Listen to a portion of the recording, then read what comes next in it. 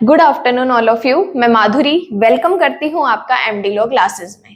देखो, राजस्थान जुडिशरी की अगर बात करें तो राजस्थान जुडिशरी का सीट्स का नोटिफिकेशन भी आ गया है, क्योंकि लास्ट जो एग्जाम हुआ था 2021 में हुआ था, तो 22, 23 एंड 24 तीनों ईयर की सीट्स का नोटिफिकेशन आ चुका है।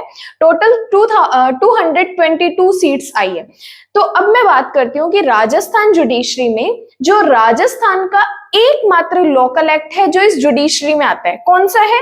दी राजस्थान रेंट कंट्रोल एक्ट। एक ही राजस्थान का जो लोकल एक्ट है वो राजस्थान जुडिशरी में आता है। अब राजस्थान जुडिशरी का जो Rajasthan rent control act important है, क्योंकि इसमें वेटेज रहता है क्वेश्चंस का 2 से 3 मार्क्स का। ज्यादा बड़ा एक्ट नहीं है, छोटा सा एक्ट है। सिर्फ इसमें जो प्री के जो क्वेश्चंस आते हैं वो डेज में से ही आ जाते हैं। जैसे मैं आपको रेंट कंट्रोल एक्ट पूरा पढ़ाऊंगी तो मैं वहां पे आपको बताती हूँ कि कौन सा क्वेश्चन प्री का है, कौन सा क्वेश्चन मेंस का है, तो मैं वहीं पे आपको क्लास में बता देती हूँ। तो आज हम जो डिस्कस करने वाले हैं रेंट कंट्रोल एक्ट का सेक्शन 1 एंड सेक्शन 2 पूरा कंप्लीट डेफिनेशन क्लॉज आपको पढ़ाने वाली हूँ। तो बात करते हैं दी राजस्थान रेंट कंट्रोल एक्ट 2001। अब जब भी मैं कोई एक्ट स्टार्ट करती हूँ तो मैं आपको बोलती हूँ कि उसका एक्ट नंबर भी आप याद करो, उसकी कमेंसमेंट डेट याद रखो, उसकी सिग्नेचर डेट याद रखो, क्योंकि यहां से प्री का क्वेश्चन निकलते हैं। तो राजस्थान रेंट कंट्रोल एक्ट का एक्ट नंबर क्या है? 1 ऑफ 2003। इसका मतलब एक्ट बन तो 2001 में गया था, लेकिन सिग्नेचर इसके 2003 में हुए थे। कितने नंबर पे हुए थे? 1 नंबर पे हुए थे।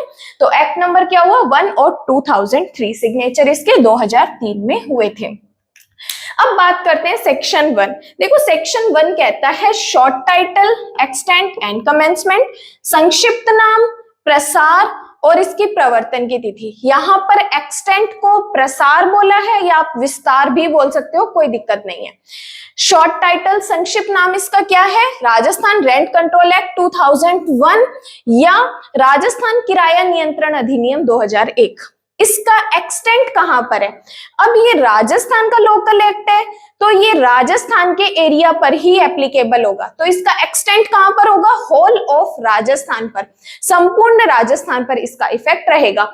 और सबसेक्शन 2 में एक और बात भी बताइए कि ये जो राजस्थान रेंट कंट्रोल एक्ट है ये नगर पालिका क्षेत्रों के जो जिला मुख्यालय है उन पर भी इसका एक्सटेंट होगा। लेकिन कहां पर? ओनली राजस्थान के नगर पालिका क्षेत्र के जो जिला मुख्यालय उस पर भी इसका विस्तार होगा। फिर बात करते हैं इसके कमेंसमेंट की डेट। तो कमेंसमेंट डेट नोट करेंगे 1 अप्रैल 2003। इंपॉर्टेंट, 1 अप्रैल 2003 की इसकी कमेंसमेंट डेट है कि ये 1 अप्रैल 2003 से हमारे पूरे राजस्थान के चलन में आ गया था। तो section 1 short title, extent and commencement.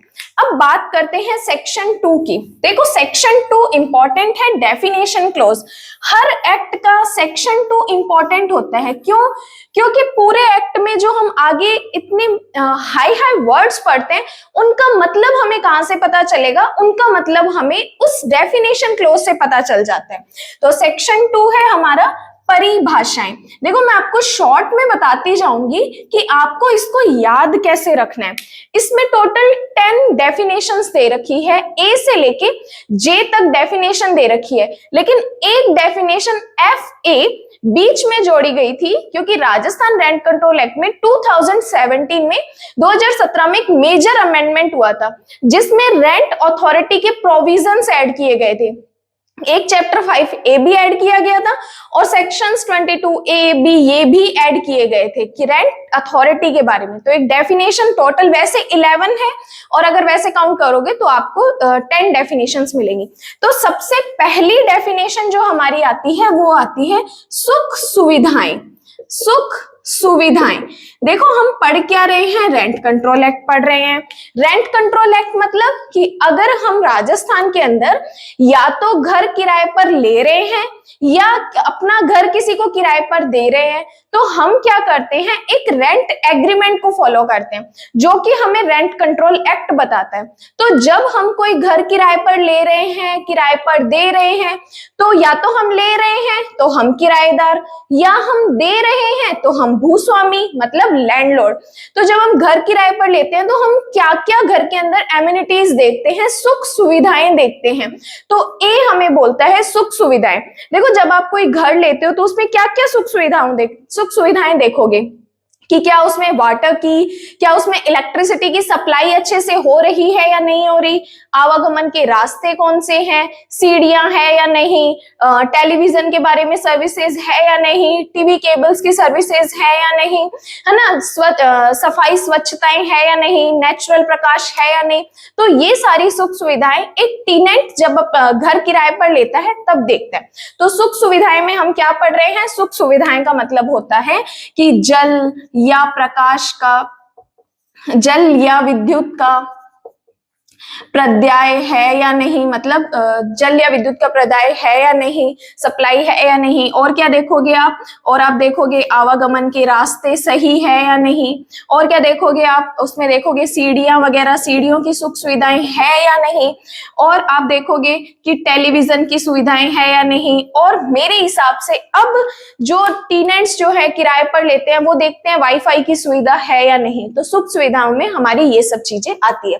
तो सबसे पहले हमने जब घर रेंट पर लिया तो हम सबसे पहले क्या देखेंगे, हम उसमें देखेंगे सुख सुविधाएं। सुख सुविधाएं देखने के बाद अब हम बी में पढ़ते हैं, ए में सुख सुविधाएं, बी में हम पढ़ते हैं अपील किराया प्राधिकरण। अपील किराया प्राधिकरण। देखो इस डेफिनेशन को इन्होंने आगे हमें डिफाइन किया है सेक्शंस में। तो ये हमें कहना चाहते हैं कि अगर आपको अपील किराया अधिकरण पढ़ना है तो आपको जाना पड़ेगा सेक्शन नंबर 13 में, सेक्शन नंबर 19 में, सॉरी सेक्शन नंबर 19 में आपको जाना पड़ेगा और 19 आपको देखना पड़ेगा। कभी इन फ्यूचर मैं आपको कंप्लीट रेंट कंट्रोल एक्ट पढ़ाऊंगी तो सेक्शन 19 एंड कंप्लीट सेक्शंस आपको बताऊंगी। तो सबसे पहले हम गए सुख सुविधाओं में। सुख सुविधाएं हमें नहीं मिलने पर हमने क्या किया, अपील किराया अधिकरण में अपील की। अब देखो इन टोटल 10 या 11 डेफिनेशंस को याद करने के लिए एक स्टोरी क्रिएट करनी पड़ती है, क्योंकि बहुत सारे एक्ट्स होते हैं, हर एक्ट में डेफिनेशन क्लोज होता है। तो हर एक्ट का डेफिनेशन क्लोज उसके नाम से लेकर एक स्टोरी क्रिएट की जाती है ताकि उसका डेफिनेशन क्लोज हमें याद रहे। तो सबसे पहले हमें सुख सुविधाएं मिली, बी में किराया प्राधिकरण, अपील किराया अधिकरण हमने पढ़ा। देन आता है 2C। 2C में हम पढ़ते हैं भूस्वामी। 2C में हम पढ़ते हैं भूस्वामी। अब देखो ये लैंडलॉर्ड कौन है, भूस्वामी कौन होता है, अगर आप एक्ट ना भी पढ़ो तो भी इसका आंसर आपको पता है। लैंडलॉर्ड कौन होता है, जो टेनेंट से, जो किराएदार है उससे किराया प्राप्त कर रहा है। कि अगर मैं लैंडलॉर्ड हूं, मैंने अपना घर किसी को रेंट पर दिया है, तो अगर मैं उससे किराया ले रही हूं तो मैं कौन हूं, मैं एक लैंडलॉर्ड हूं, मैं एक भूस्वामी हूं। अब जरूरी नहीं है कि मेरा घर है या नहीं है, लेकिन फिर भी मैं किसी घर का किराया उस टेनेंट से ले रही हूं तो भी मैं भूस्वामी समझी जाऊंगी, तो भी मैं भूस्वामी समझी जाऊंगी। अब भूस्वामी में और कौन कौन इंक्लूड हो सकता है, भूस्वामी में उसका उत्तराधिकारी भी इंक्लूड हो सकता है, और इसका संरक्षक भी इंक्लूड हो सकता है, और इसका रिसीवर भी इंक्लूड हो सकता है। ये सारे क्या माने जाते हैं, भूस्वामी माने जाते हैं। तो भूस्वामी कौन है, जो किराएदार से किराया प्राप्त करता है वो भूस्वामी है। इसका एक केस है, लिखिए, श्रीमती भगवती देवी वर्सेस जयप्रकाश। श्रीमती भगवती देवी वर्सेस, श्रीमती भगवती देवी वर्सेस जयप्रकाश। देखो इस केस में कहा कि जो व्यक्ति भूस्वामी नहीं है फिर भी भूस्वामी की तरह किसी किराएदार से किराया प्राप्त कर रहा है तो वह भी भूस्वामी समझा जाएगा। फिर से रिपीट कर रही हूं, जो व्यक्ति भूस्वामी नहीं है फिर भी किराएदार से किराया प्राप्त कर रहा है तो वो भूस्वामी समझा जाएगा। इस केस में इन्होंने ये हेड किया था। तो 2A सुख सुविधाएं, B अपील किराया प्राधिकरण, 2C भूस्वामी। देन आता है 2D। D में है अपना पट्टा। पट्टा कौन सा है, इन्होंने कहा जो टीपी एक्ट में डिफाइन किया गया है सेक्शन 105 से लेके 117 तक, वो क्या है, पट्टा। पट्टा की डेफिनेशन हम टीपी एक्ट में पढ़ते हैं। देन आता है 2E नगर पालिका क्षेत्र। 2E नगर पालिका क्षेत्र। अब इन्होंने कहा नगर पालिका क्षेत्र कौन सा है, म्यूनिसिपैलिटी एरिया कौन सा है, जो म्यूनिसिपैलिटी एक्ट में बताया गया है, जो म्यूनिसिपैलिटी एक्ट में सेक्शन 2 में बताया है, वहां पर जो डेफिनेशन दी गई है वही definition same rent control act पर भी एप्लीकेबल होगी। तो 2A हमने पढ़ी एमिनिटीज सुख सुविधाएं, 2B हमने पढ़ा appellate rent control, appellate rent tribunals, C में हमने पढ़ा भूस्वामी, डी में हमने पढ़ा पट्टा, ई में पढ़ा हमने नगरपालिका क्षेत्र। अब इस कंप्लीट डेफिनेशन को पूरी एक स्टोरी से मैं आपको वीडियो के एंड में बताऊंगी, तो वीडियो में एंड तक आप बने रहिएगा ताकि रेंट कंट्रोल एक्ट का डेफिनेशन क्लोज आपको याद हो जाए। तो 2E में हमने पढ़ा नगरपालिका क्षेत्र। देन आता है 2F। एफ में हम पढ़ते हैं परिसर। एफ में हम पढ़ते हैं परिसर। देखो परिसर को क्या है कि आपका जो प्रीमाइजेज है, आप जो अपना घर चाहे रेंट पर दे रहे हो, चाहे रेजिडेंशियल पर्पस के लिए दे रहे हो, या आप कोई अपनी बिल्डिंग कॉमर्शियल पर्पस के लिए दे रहे हो, तो वो भी आपका परिसर ही काउंट होगा, प्रीमाइजेज ही काउंट होगा। तो परिसर में यहां पर 2F में हमको बताया है कि परिसर में क्या सम्मिलित है और क्या सम्मिलित नहीं है, क्या सम्मिलित है और क्या सम्मिलित नहीं है। ये जो प्रीमाइजेस का जो सेक्शन है 2F, ये जो 2 नंबर के क्वेश्चंस होते हैं मेंस में, वहां पर हमसे डेफिनेशन पूछी जाती है कि प्रीमाइजेस क्या है, प्रीमाइजेस में क्या इंक्लूड है और प्रीमाइजेस में क्या इंक्लूड नहीं है। तो देखो, अगर हम बेयर एक्ट को एक बार ना पढ़ के भी अगर सिंपल सा हम समझे कि प्रीमाइजेस क्या होता है, देखो प्रीमाइजेस ऐसी लैंड जो एग्रीकल्चर लैंड नहीं है, एग्रीकल्चर लैंड इसमें इंक्लूड नहीं है, जो फार्म हाउसेज होते हैं वो इसमें इंक्लूड नहीं है, और इसमें जो पथिकाश्रम होते हैं, सराय होते हैं, बासार होते हैं, जो बोर्डिंग हाउसेज होते हैं, जो छात्रावास होते हैं, वो इसमें इंक्लूड नहीं है। ये कहाँ लिखा हुआ है? देखिए बेयर एक्ट में एफ परिसर से निम्नलिखित अभिप्रेत है। ए में लिखा हुआ है ऐसी कोई भूमि जो कृषि प्रयोजन के लिए उपयोग में नहीं ली जाती। अगर कृषि प्रयोजन के लिए उपयोग में नहीं ली जा रही, इसका मतलब वो हमारा प्रीमाइजेज है, चाहे वो रेजिडेंशियल पर्पस के लिए चाहे कॉमर्शियल पर्पस के लिए। अगर किसी लैंड को आप एग्रीकल्चर लैंड में यूज कर रहे हो तो वो इसमें इंक्लूड नहीं होती। बी पॉइंट कहता है फार्म हाउस से भिन्न, जो फार्म हाउस होते हैं वो इसमें इंक्लूड नहीं होते, लेकिन ऐसा कोई भवन का भाग जो निवास के रूप में उपयोग में ले रहे हो, अगर आप रेजिडेंशियल पर्पस के लिए ले रहे हो या चाहे कॉमर्शियल पर्पस के लिए ले रहे हो, तो किराए पर दिए जाने के लिए आश्रयित हो, जिसके अंदर निम्नलिखित इंक्लूड है। क्या क्या इंक्लूड है कि ऐसा कोई गार्डन है, भूमि है, गोदाम है, गैराज है, उपग्रह है, तो भी उसमें इंक्लूड है, या कोई फर्नीचर दिया जा रहा है प्रीमाइजेज में, वो भी इसमें इंक्लूड है, कोई लाइट्स की फिटिंग्स दे रखी है वो भी इसमें इंक्लूड है, या कोई सुख सुविधाएं दे रखी है वो भी इंक्लूड है, या जो किराए पर दी हुई भूमि जो घर के साथ ही अटैच है वो भी प्रीमाइजेज में ऐड होती है। देन इसमें प्रोवाइडेड बट कहता है इसमें कोई होटल, धर्मशाला, पथिकाश्रम, सराय, बासा, बोर्डिंग हाउस या छात्रावास इसमें या अन्य कोई वास सुविधाएं इसमें इंक्लूड नहीं है। तो परिसर में इस डेफिनेशन को आपको अपने नोट्स में कैसे लिखना है कि परिसर में क्या सम्मिलित है, जो एग्रीकल्चर लैंड है इसमें सम्मिलित नहीं है, या इसमें जो फार्म हाउसेज होते हैं वो इंक्लूड नहीं है, या जो बट में दे रखा है होटल, धर्मशाला, पथिकाश्रम, सराय, बासा एंड ऑल दैट, ये सारी इसमें इंक्लूड नहीं है। क्या इंक्लूड है और क्या इंक्लूड सम्मिलित नहीं है, तो दोनों डेफिनेशंस को आपको इसमें लिखना है। तो 2A सुख सुविधाएं, B अपील किराया अधिकरण, C भूस्वामी, D पट्टा, E नगरपालिका क्षेत्र, F परिसर। देन बात करते हैं FA, जो मैंने आपको बताया कि एक प्रोविजन जो है 2017 से ऐड किया गया था रेंट कंट्रोल एक्ट में, तो वो है किराया प्राधिकारी। किराया प्राधिकारी, किराया प्राधिकारी कौन है? तो इन्होंने कहा जो सेक्शन 22A में अपॉइंट किया गया ऑफिसर है वो किराया प्राधिकारी। किराया प्राधिकारी जो सेक्शन 22A में अपॉइंट किया गया है वो है। अब देखो जब 22A पढ़ते हैं ना तो हमें पता लगता है कि ये जो किराया प्राधिकारी अपॉइंट किया जा रहा है ना, ये RAS राजस्थान एडमिनिस्ट्रेशन सर्विस का एक मेंबर होता है जो सब डिविजनल की रैंक से नीचे का नहीं होना चाहिए। सब डिविजनल की रैंक से नीचे का नहीं होना चाहिए, तो वो कौन होता है? किराया प्राधिकारी होते हैं।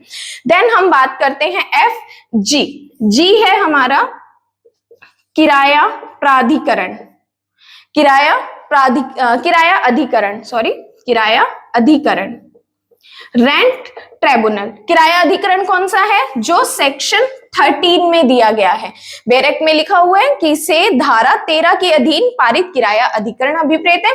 अब सेक्शन 13 की बात करें तो ये जो किराया अधिकरण जो होता है ना, इसके अंदर जो जज बैठता है वो आरजेएस कैटेगरी का होता है।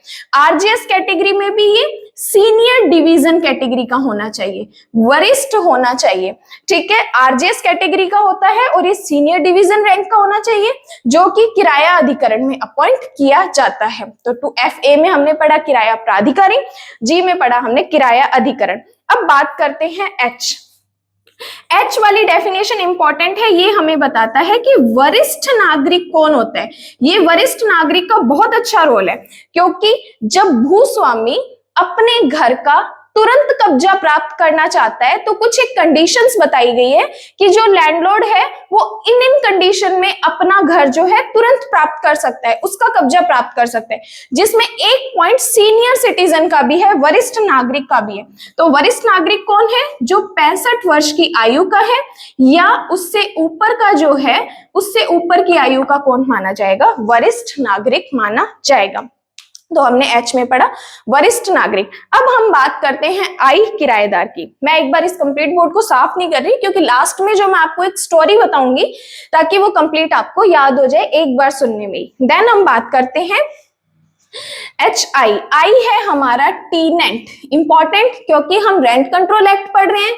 रेंट कंट्रोल में एक पर्सन रेंट पर देता है, दूसरा लेता है, तो जो रेंट पर ले रहा है वो टीनेंट और जिसने रेंट पर दिया वो लैंडलॉर्ड, भूस्वामी, है ना। तो आई पर कौन है? हमारा किराएदार। अब देखो किराएदार कौन है?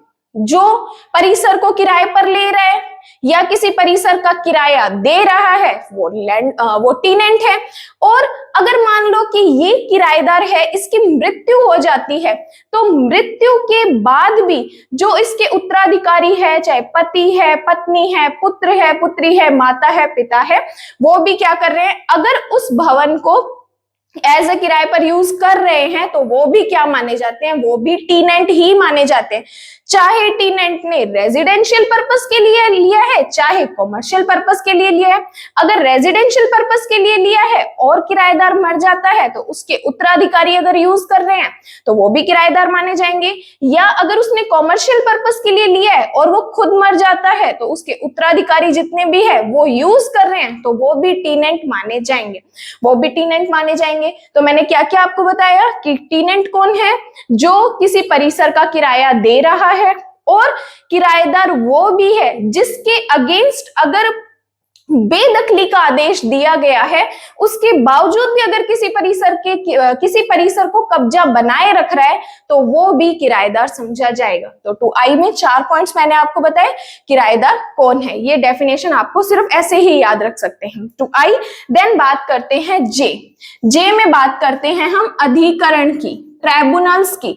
ट्राइब्यूनल्स कौन होते हैं? देखो इन्होंने कहा ट्राइब्यूनल्स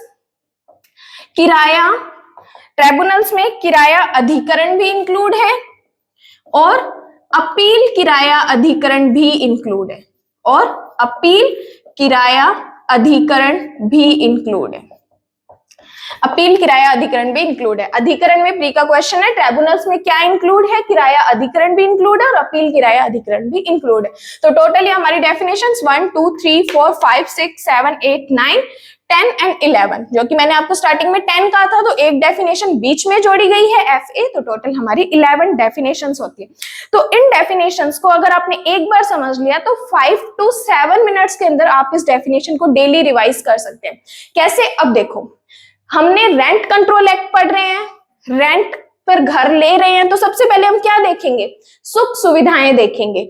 सुख सुविधाएं हमें नहीं मिली तो हम अपील किराया अधिकरण के पास गए। अपील किराया अधिकरण के पास गए, अपील किराया अधिकरण ने भूस्वामी को बुलाया। अपील किराया अधिकरण ने भूस्वामी को बुलाया, भूस्वामी से पूछा आपका पट्टा दिखाइए। पट्टा नहीं था तो उन्होंने नगर पालिका क्षेत्र में भेजा। धीरे धीरे समझने की कोशिश करें। हमने रेंट पर घर लिया, उसमें हमने सुख सुविधाएं देखी, सुख सुविधाएं नहीं मिली तो हम अपील किराया अधिकरण के पास गए, अपील किराया अधिकरण ने भूस्वामी को बुलाया, भूस्वामी से पट्टा मांगा, पट्टा नहीं था तो नगर पालिका क्षेत्र में भेजा। नगर पालिका क्षेत्र ने कहा कि आपका प्रीमाइसेस कितना है, आपका जो परिसर है वो कितना है। परिसर पूरा नहीं होने की वजह से इन्होंने हमें किराया प्राधिकारी के पास भेजा। किराया प्राधिकारी छोटा है किससे? किराया अधिकरण से। तो किराया प्राधिकारी ने जो निर्णय दिया उसकी अपील हम लेके गए किराया अधिकरण के पास। जब हम सेक्शन 22A पढ़ेंगे, बी पढ़ेंगे, तो वहां पे पता चलता है जो किराया प्राधिकारी है उसकी अपील कहाँ होती है? किराया अधिकरण में होती है। और किराया अधिकरण की अपील कहाँ होती है? अपील किराया अधिकरण में होती है। तो पहले किराया प्राधिकारी, फिर किराया अधिकरण और फिर अपील किराया अधिकरण, ये इनकी कैटेगरी है। ठीक है, तो परिसर में क्या बोला? परिसर नहीं था पूरा पूरा, तो किराया प्राधिकारी के पास भेजा। किराया प्राधिकारी की अपील हमने किराया अधिकरण में की।